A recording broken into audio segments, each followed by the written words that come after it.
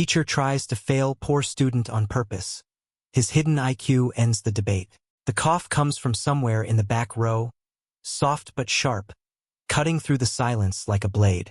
Then the room stills again, so quiet you could hear a pencil crack from across the hall. No phones, no whispers, no noise, just pressure. All eyes drift toward Malik Carter, the boy who walks to school in cheap sneakers and keeps his head down because silence is safer than giving them something to mock. He knows what this day means. He knows what this test means. His hands tremble under the desk, not from fear, but from the weight of every gaze pressed against his back. When Mr. Everett Langford steps forward, the sound of his polished shoes tapping across the floor echoes like a countdown. He doesn't hand the exams out. He drops them one by one, the pages slapping against desks like accusations. By the time he reaches Malik's desk, Everett's smirk is already waiting.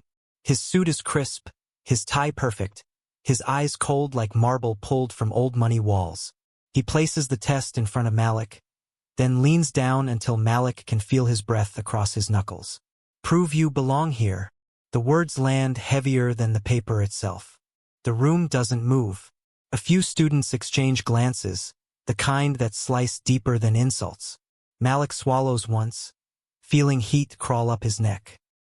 He thinks of his mother counting tips at the kitchen table, of lights shut off for 3 days last winter, of quiet prayers whispered when she thought he couldn't hear. He thinks of the scholarship that saved him from a school where dreams went to die. He thinks of how quickly everything he hopes for can disappear. He flips the test over. The first question hits like a punch. It's not what they were taught. It's not even close. Malik blinks, reads again. His heart thumps so hard he thinks someone might notice. He turns to the second question, worse. The third, humiliating. He looks up. Everett is watching him, arms folded, chin raised, like a judge waiting for the guilty plea. Malik grips his pencil tighter, breathing slow, trying to steady himself. Pages flutter around the room as wealthier students begin writing fast, confident strokes of ink across paper. Malik knows they're not confident. They're pretending. But pretending looks a lot like success when the world already expects you to win. Outside, wind slams against the windows, rattling the glass, but no one reacts. Malik forces himself to focus. He doesn't have textbooks at home. He studies from library copies held together with tape, pages missing, margins scribbled by people who didn't care. But he remembers things. He always remembers things. His brain works like a camera. Snapshots of paragraphs burned into memory even when the words blur. He writes the first answer slow, forming each letter with care, though his fingers shake. Sweat gathers at his hairline, sliding down his cheek like a race he can't win. He keeps writing. Not fast, not perfect, but steady. Everett paces, hands behind his back, gaze fixed on Malik like he's waiting for a crack to show. Malik doesn't break. Not yet, but he feels something slipping inside him, like sand pouring through tight fingers. He finishes question 8, and there's still 13 left. He glances at the clock, 40 minutes. Time moves faster when your dreams depend on it. He presses forward, pushing through questions that feel like walls. He hears soft snickers behind him when his pencil hesitates. A voice whispers, "He's done." Another says, "Watch him fold." Malik hears every word. He lets them sit inside his chest, stacking like bricks on top of something that refuses to fall. 30 minutes. His fingers cramp. He doesn't stop. 20 minutes. He rewrites an answer, certain he misremembered. 10 minutes. His breathing grows shallow. 5. The wind roars again, like it's cheering for something only Malik can feel. When the bell is 5 seconds away, Malik writes the final period on the final sentence of the final question. He has nothing left. He lifts his test and walks toward Everett as the bell erupts. Students jump from their seats, backpacks slam shut, chairs scrape against floors, but none of that sound matters. Malik reaches Everett's desk and places the stack of pages down with both hands. Steady, respectful, unshaken. Everett doesn't look up. He doesn't flip through the test.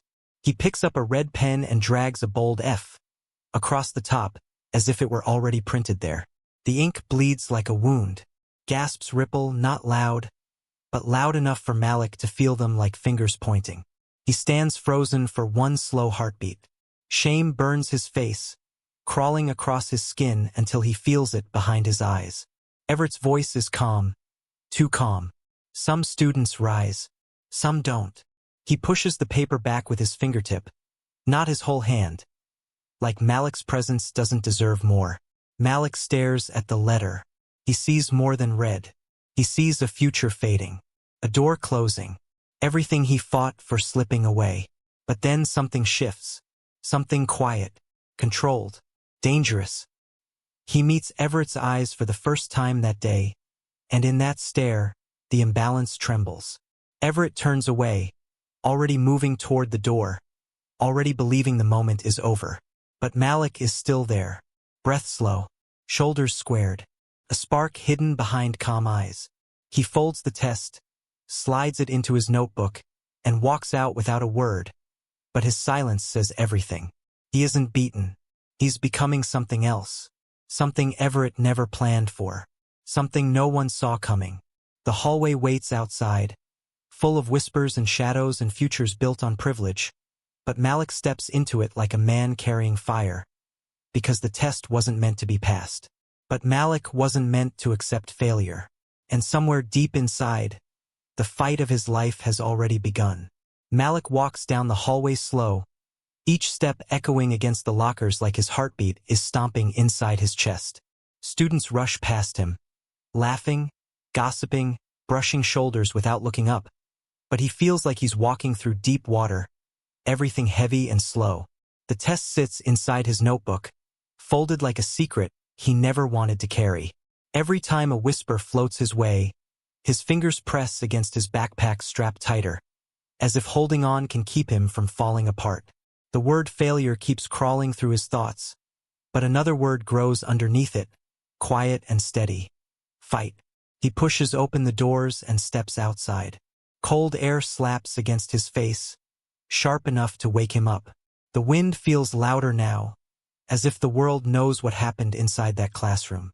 He sits on the concrete steps, elbows on his knees, eyes on the sidewalk below. He thinks of his mother again, how she looked at him the day he got his scholarship letter, how she cried without making a sound. He promised her then, silently, that he'd make it, that he'd rise, that he wouldn't let the world decide who he was. But right now, it feels like that promise is slipping through him like water through fingers that can't hold tight enough. The door opens behind him. A group of students step out. They try to whisper, but their voices are loud, careless. "He really failed that easy?" someone says. "Man didn't even finish," another adds. Malik stares ahead. He says nothing. He doesn't give them the satisfaction. Their footsteps fade, but their words stay, curling around his ears like smoke that refuses to drift away. He looks down at his shoes. The soles are worn thin.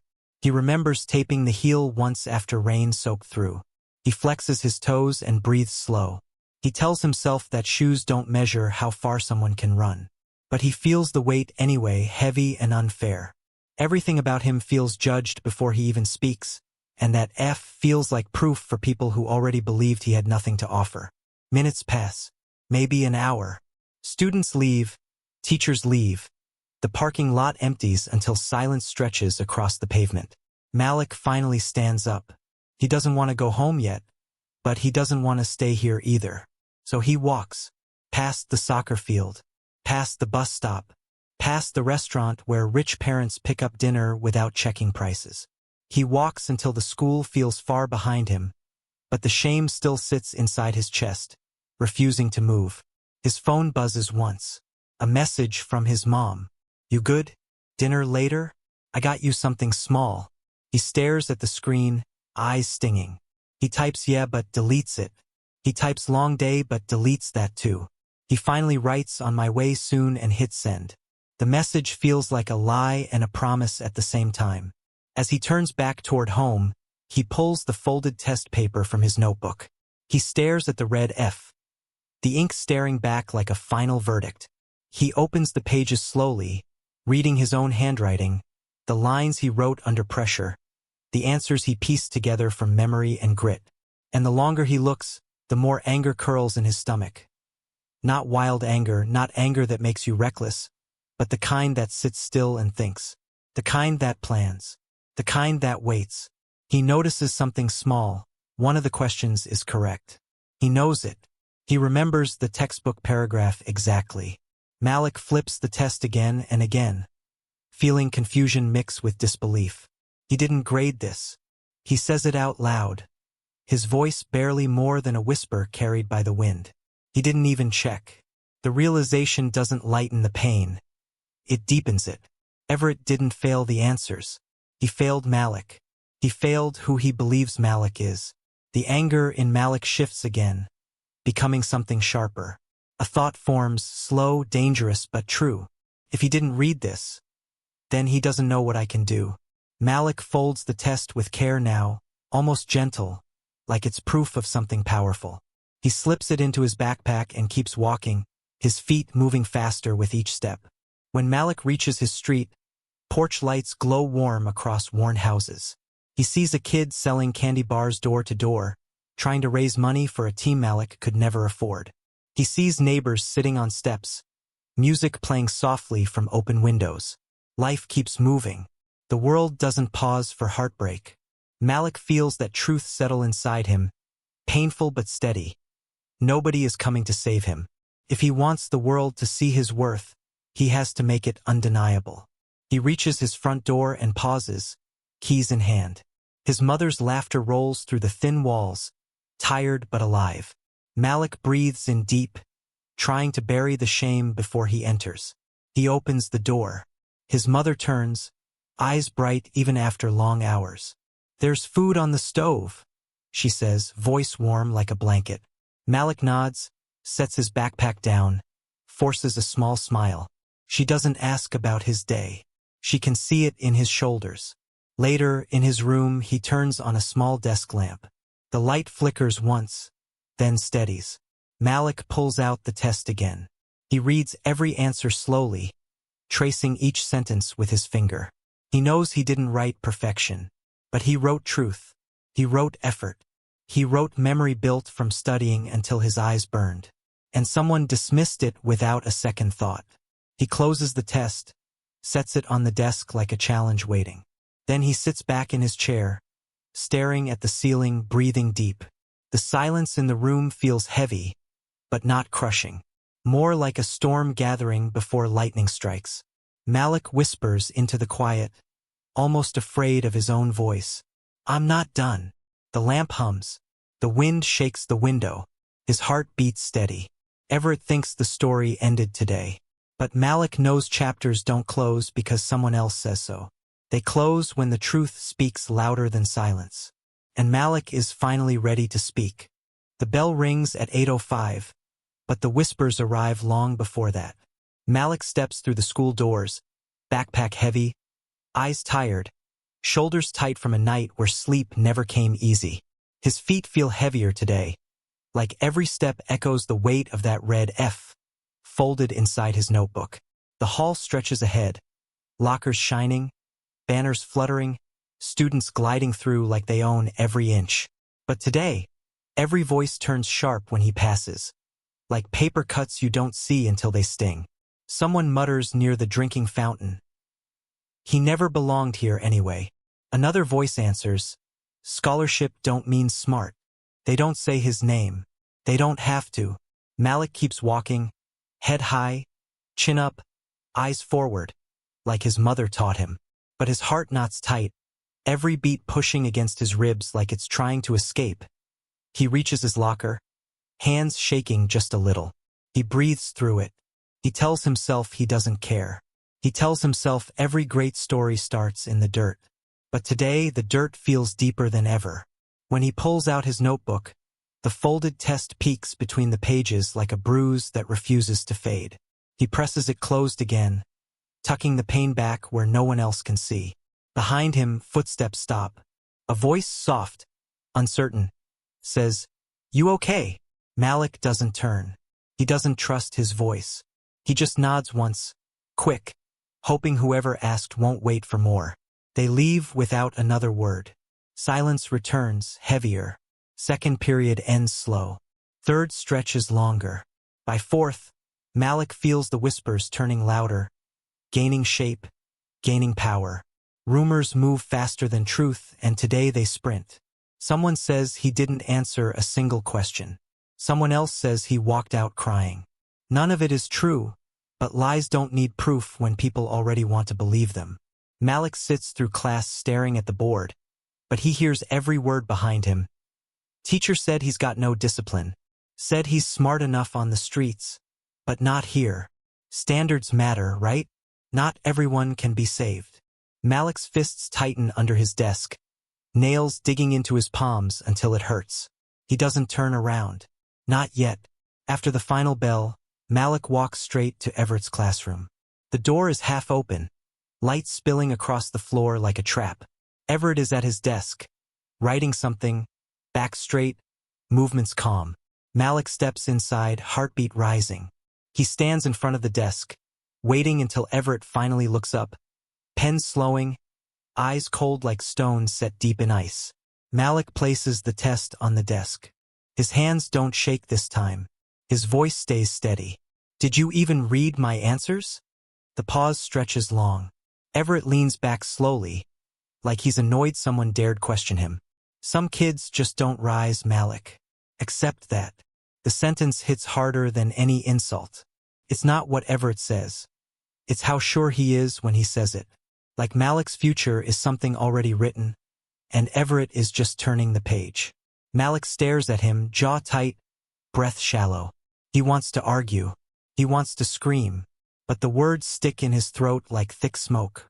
He turns and leaves, but Everett's voice follows him, smooth and cruel. I hope you find peace in knowing your limits. Malik doesn't stop walking. If he stops, he might break. The next day, whispers turn into stories, and stories turn into truth for people who don't care enough to question. Everett speaks at a staff meeting, voice dripping with disappointment. Some students lack foundation, he says, and though he never says Malik's name, eyes slide toward the empty chair where Malik should be. One teacher shifts uncomfortably. Another stares at her notes like the paper might save her. No one challenges Everett. No one asks for proof. No one stands for Malik. The room hums with silent approval. At home that night, Malik sits under the flickering kitchen light. Pages cover the table, notes, textbooks, practice problems he photocopied for free.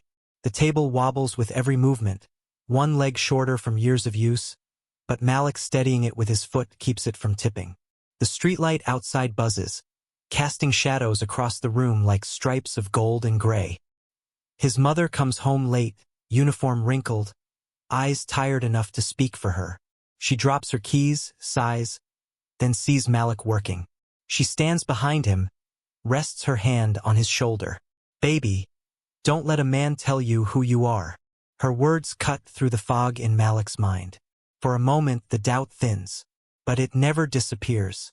It clings to him like smoke, slipping into his thoughts no matter how fast he runs from it. He nods anyway. He wants to believe her. He tries to believe her. But believing doesn't come easy when the world keeps handing you reasons to doubt. The next week, Malik gets the notice. His scholarship hangs in the balance. Everett submitted the grade. One test, one letter, one strike. Scholarships threatened. College dreams shrinking.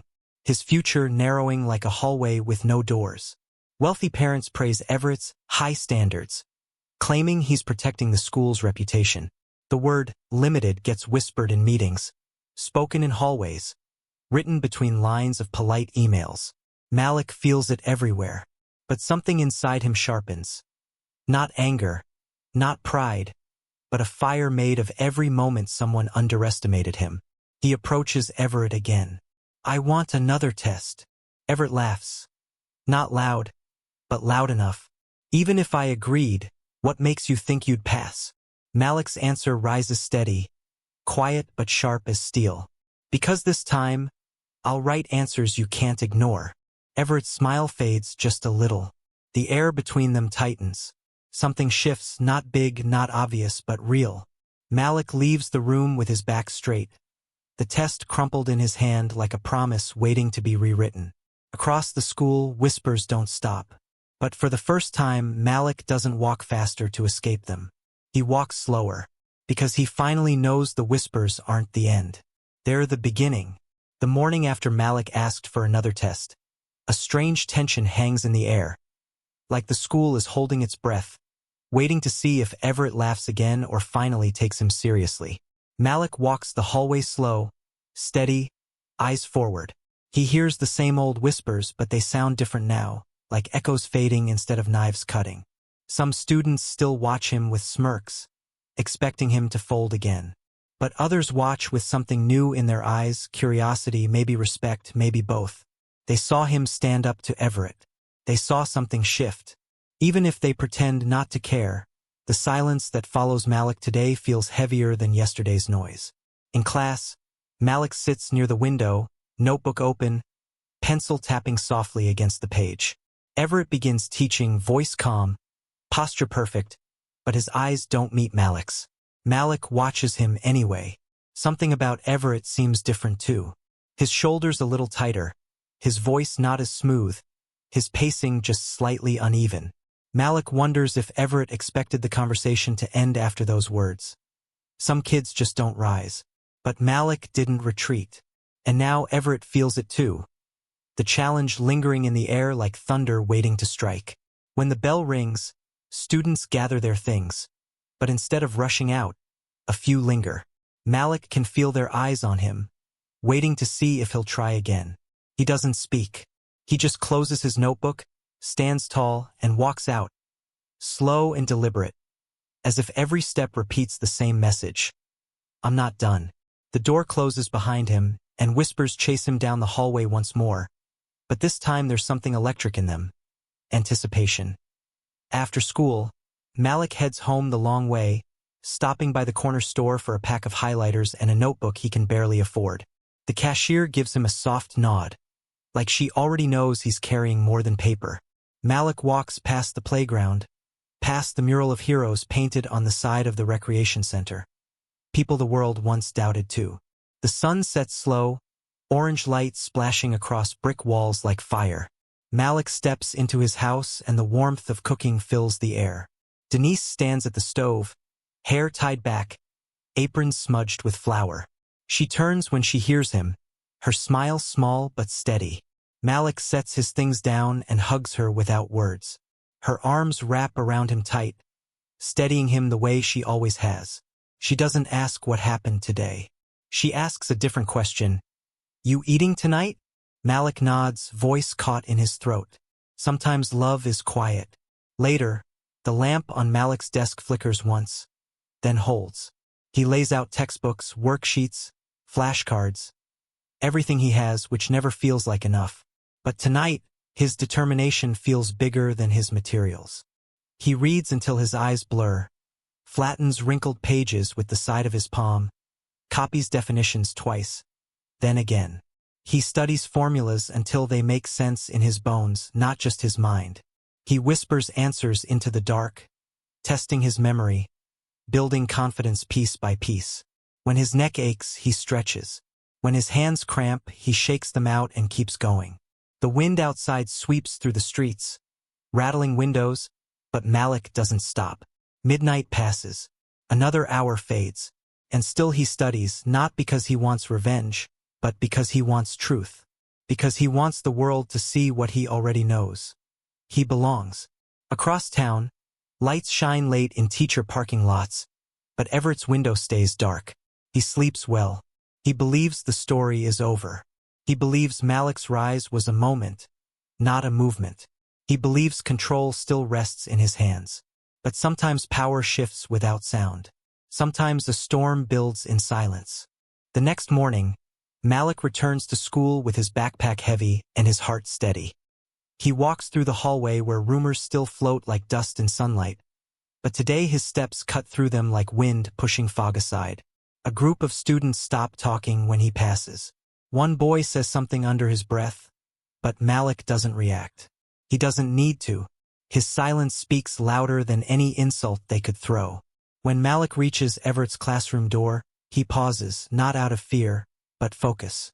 He knocks once. The room is empty except for Everett, who is organizing papers with the calm of a man certain he controls the board. He looks up slowly, expression unreadable. Malik steps forward and places a stack of practice sheets on Everett's desk. Not as proof, not as plea, but as promise. Everett raises an eyebrow. Studying won't change everything, Malik. Malik meets his gaze, his voice low but firm. It'll change enough. For a moment, the room holds still. This isn't just about a test anymore. It's about being seen, being heard, being measured fairly. Everett closes the drawer in his desk, fingers pausing on the handle. I'll think about it, he says. It's not a yes, but it's not a no.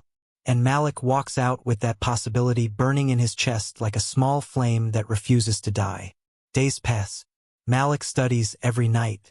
He carries flashcards on the bus, recites formulas while waiting in line for lunch, writes practice answers during breaks while other students scroll through their phones.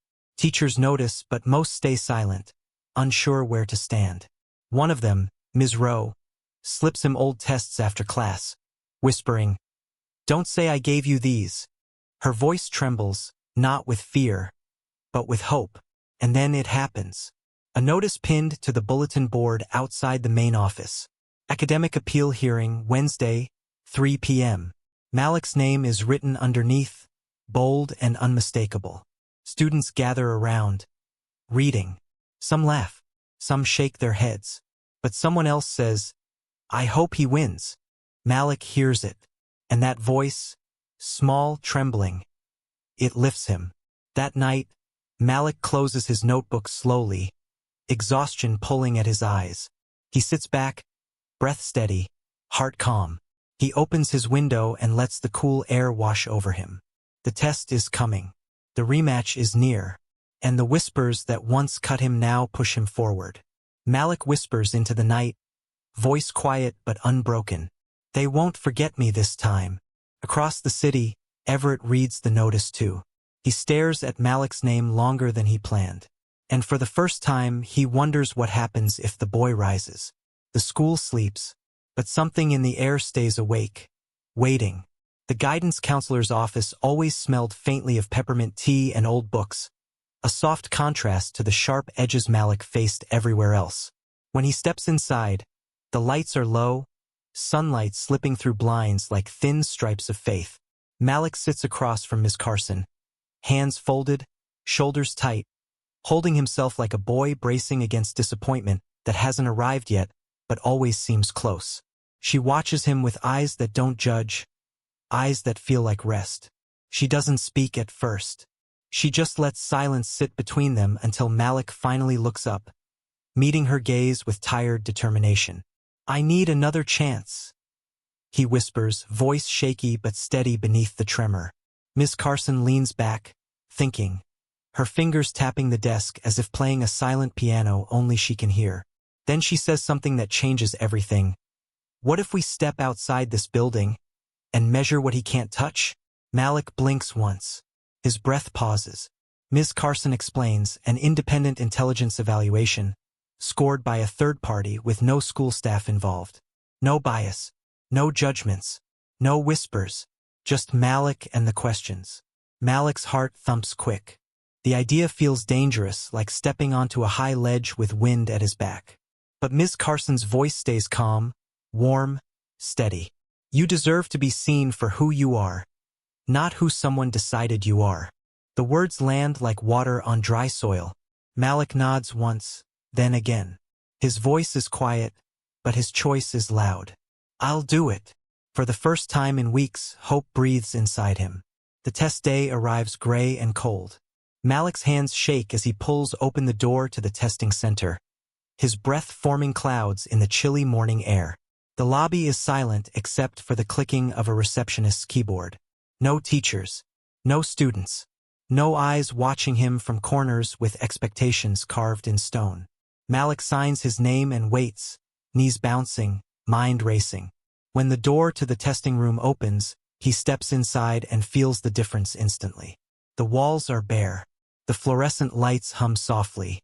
The desk is clean. The air feels heavy with possibility, not judgment. Malik sits, exhales once, and begins. The test is long. Page after page, question after question, problems that twist and turn, puzzles that demand more than memory. Malik writes fast when he knows, slow when he must think, his jaw clenched, his breath steady, pencil tapping like a heartbeat. He doesn't think about Everett. He doesn't think about whispers. He doesn't think about scholarships or futures or failure. He thinks only about the next answer. And the next. And the next. His brain fires like sparks catching flame. Hours pass. His hand cramps. He flexes his fingers, shakes them out, keeps writing. When he finishes, he sets the pencil down with a sigh that feels like releasing a weight that lived in his chest too long. The proctor thanks him and takes the papers away, not to Everett's desk, not to the principal's inbox, but somewhere neutral, somewhere untouched. Malik walks out into the chilled air, head lifted higher than when he arrived. It's not victory, not yet, but it's a step toward it. He doesn't tell many people about the test. Just his mom, just Ms. Carson, just himself. But whispers move fast in places where silence never keeps secrets. Soon Everett hears a rumor. First he laughs, quiet, bitter. He thinks a test will change things? He mutters in the teacher's lounge. A colleague shrugs, eyes low. Everett shakes his head, confident as ever. This will prove everything. But what he doesn't know yet is this. Some storms form while you sleep. Weeks stretch out like rubber bands ready to snap. Malik studies anyway, even though the test is done, even though the outcome is already sealed. Studying keeps him grounded, keeps doubt away, keeps his mind moving forward instead of sinking back into the past. Some nights, his mother brings him hot chocolate and sits beside him without speaking. Her presence is enough.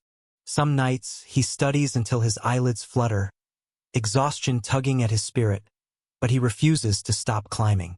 He's not chasing a grade anymore. He's chasing truth.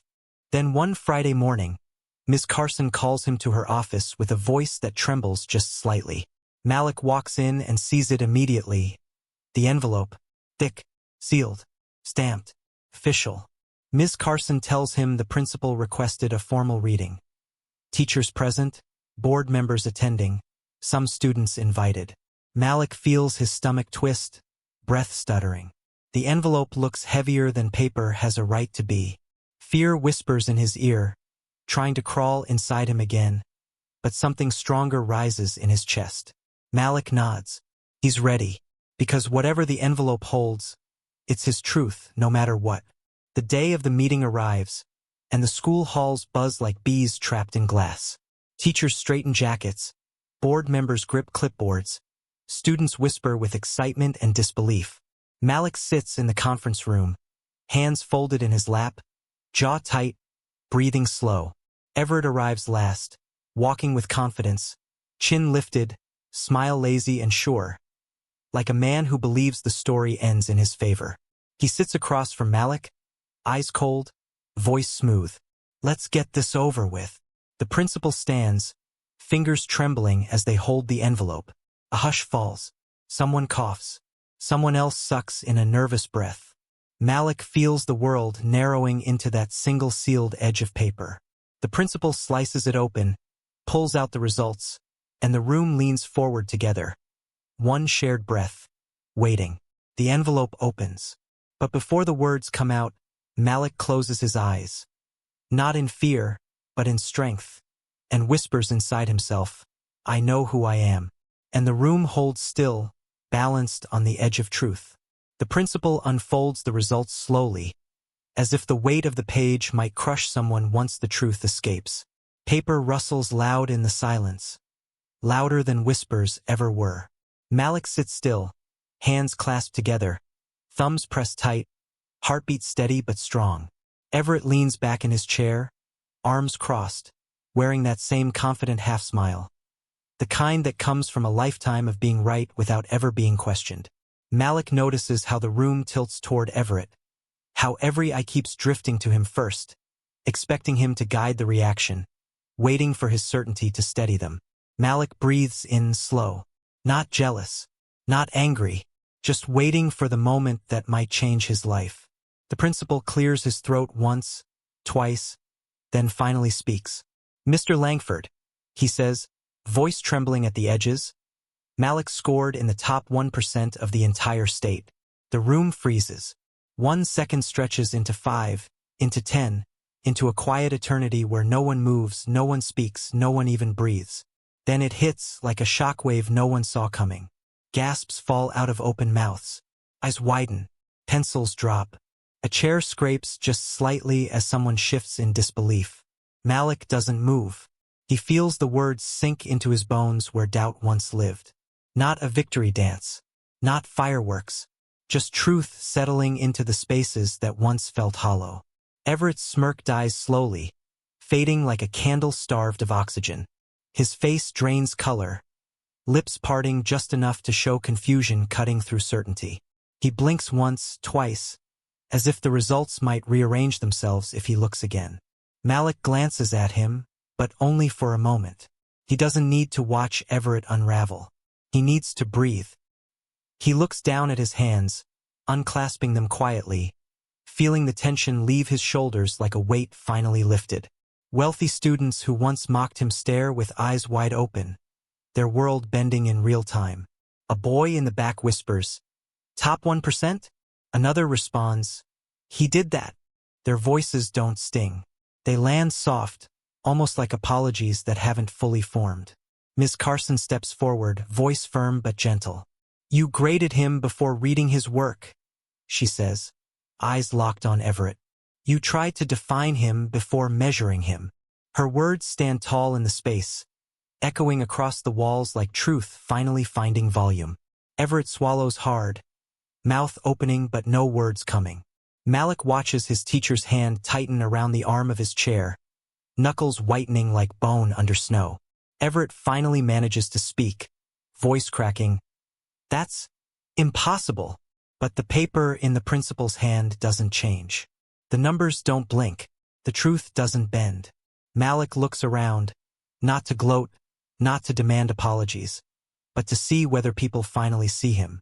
Some can't meet his eyes. Some look at him with awe. Some look ashamed.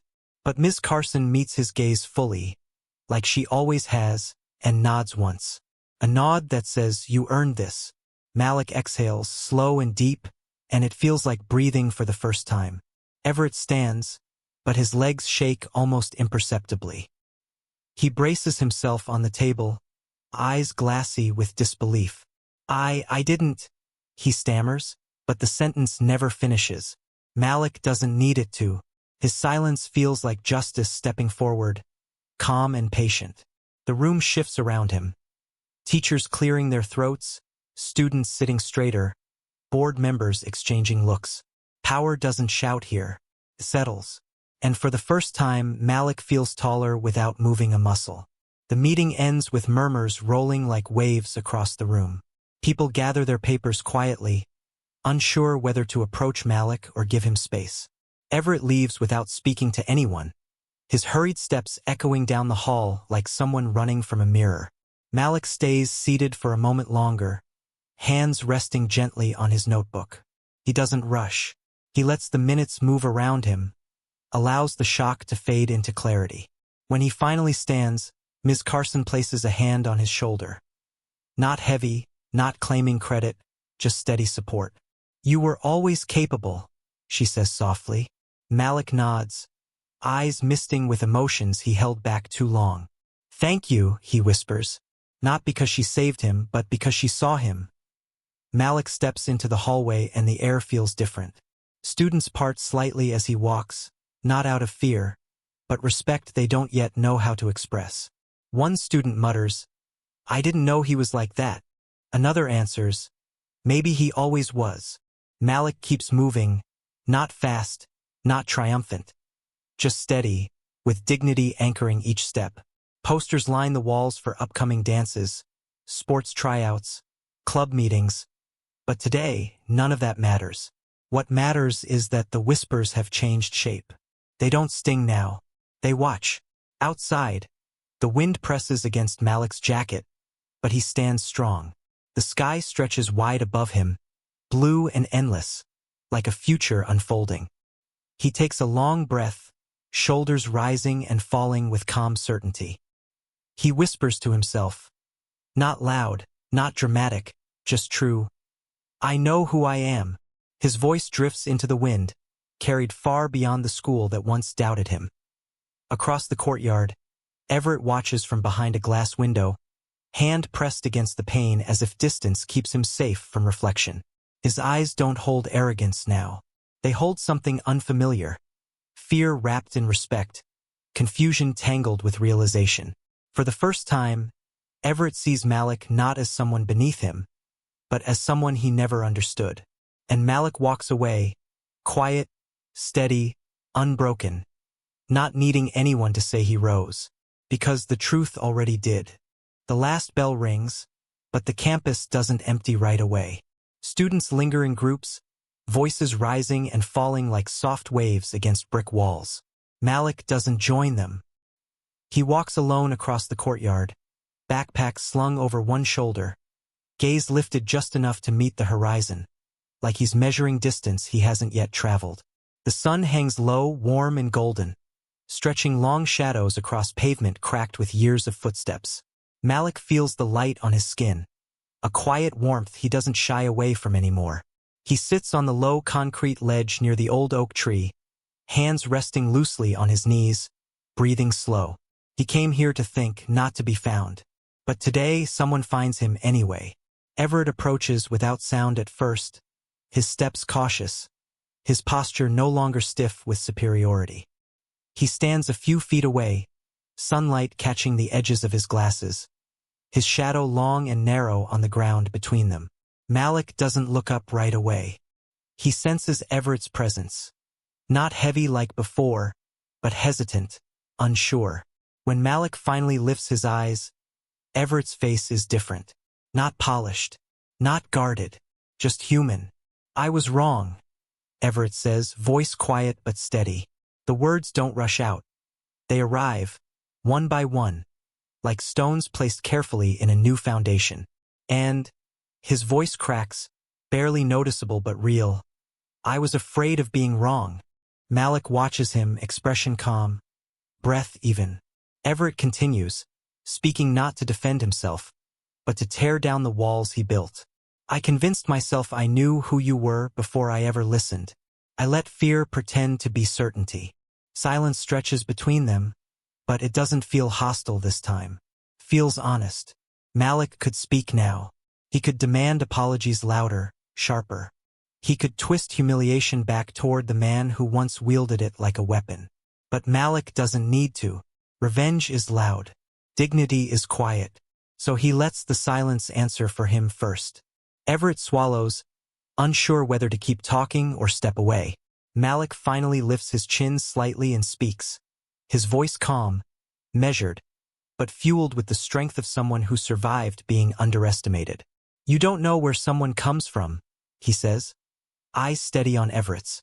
You don't know what they carry.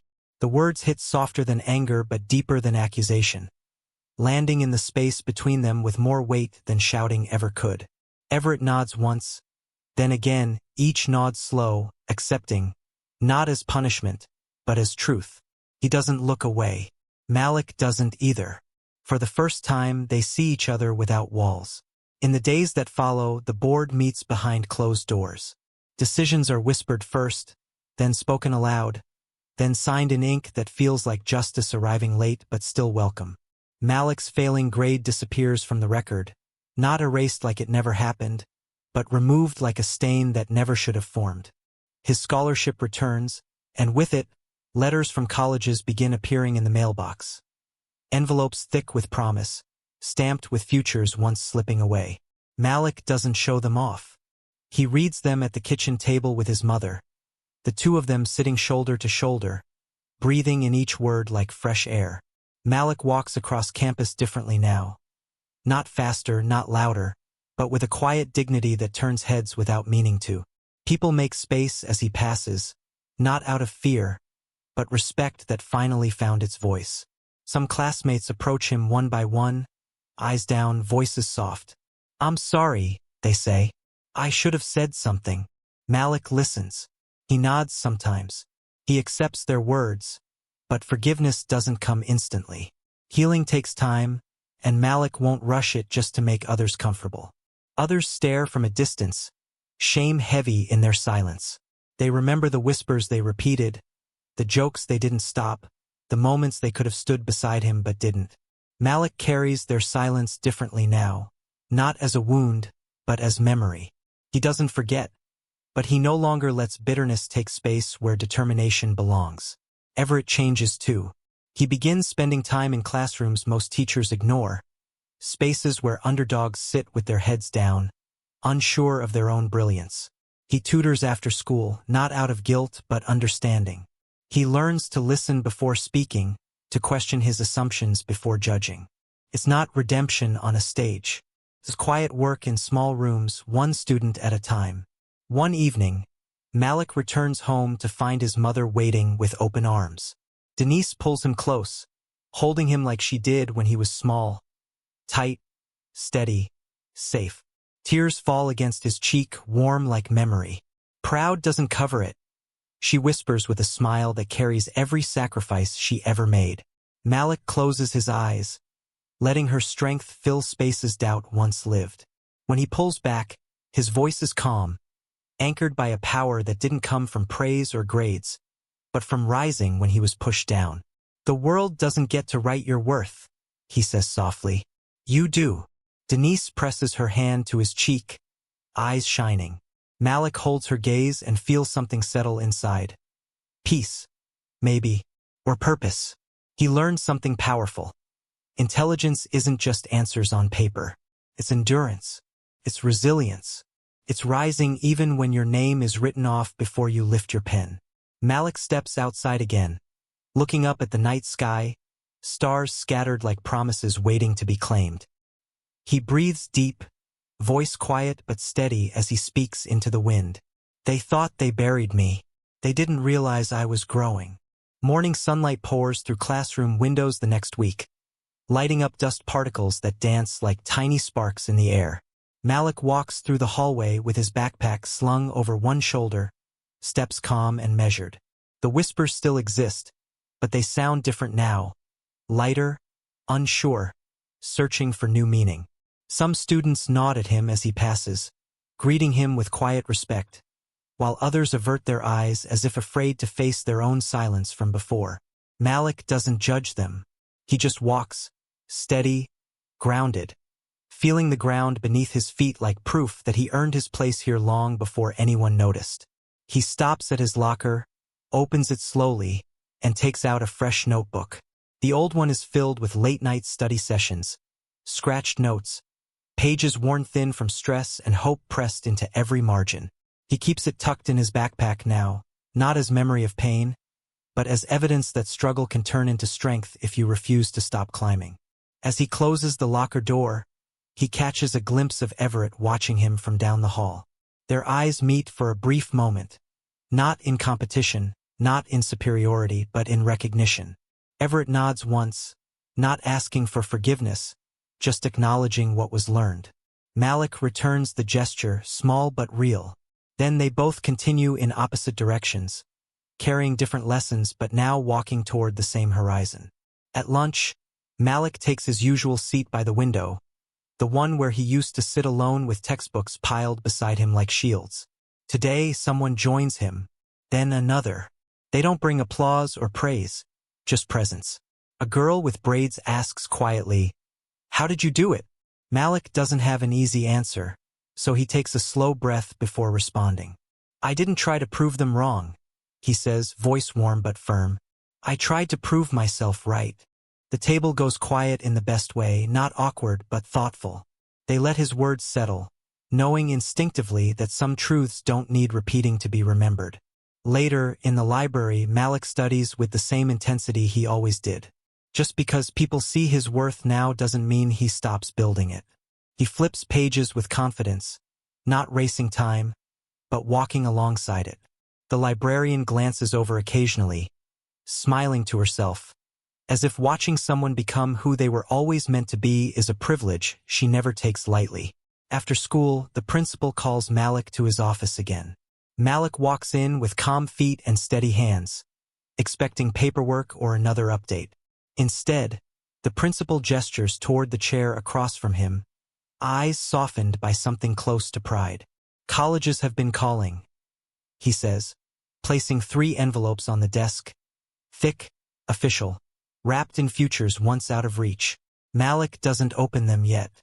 He places his hand over the stack, palm flat, feeling possibilities rise beneath his fingertips. "Thank you," he says quietly, not as gratitude for opportunity, but for the acknowledgement he earned through grit and truth. The principal nods and Malik leaves without fanfare. Dignity doesn't need applause.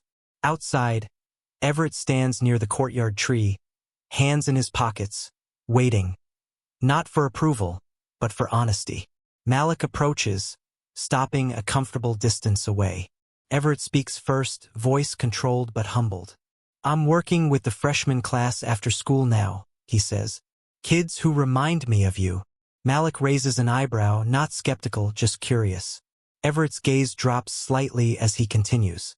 "Not because I'm fixing anything, but because I'm learning to listen." The words hold weight. Not redemption wrapped in excuses, just accountability shaped into action. Malik doesn't offer forgiveness he isn't ready to give. But he offers something just as powerful. "Keep listening," he says softly. "That's where all of this starts." Everett nods, breath shaky, but hopeful. It's not a new beginning. It's the beginning of trying. As Malik heads home, the day feels longer than usual, but not heavy. The wind carries the faint echo of children laughing at the playground, the distant rumble of buses leaving campus, the quiet hum of life moving forward. Malik steps through his front door, dropping his backpack gently this time. Not like a burden, but like a companion he's learned to carry with strength. Denise waits in the kitchen again, apron tied, eyes warm. When he walks toward her, she studies his face the way only a mother can, seeing past expression into truth. She opens her arms, and Malik steps into them without hesitation. Her embrace feels like home, safe and familiar. Tears rise uninvited, soft and warm against his cheek. Denise breathes into his shoulder, voice trembling but bright. "You didn't just pass a test," she whispers. "You found yourself." Malik holds her tighter, grounding himself in her strength. When he steps back, he wipes his eyes and speaks with a voice that carries everything he's learned. Not just from books, but from life itself. "The world doesn't get to write your worth," he says again, firmer this time. "You do." They share a quiet moment, letting the words settle into the walls of the home that held their struggles. Malik walks outside again as evening settles, colors fading into soft blues and purples. He looks up at the sky, stars beginning their slow glow, each one distant yet bright, reminding him that brilliance doesn't dim just because someone refuses to look up. He learned intelligence isn't just what you know. It's how you rise when someone tries to bury you, how you keep going when voices try to limit you, how you choose who you are even when others don't see it. And as Malik stands beneath the sky, breathing in the night air, one truth hums steady in his chest. Never judge someone by where they start. Judge them by how far they travel when no one believes in them. Because what we choose to believe about others reveals who we are, long before it reveals who they are.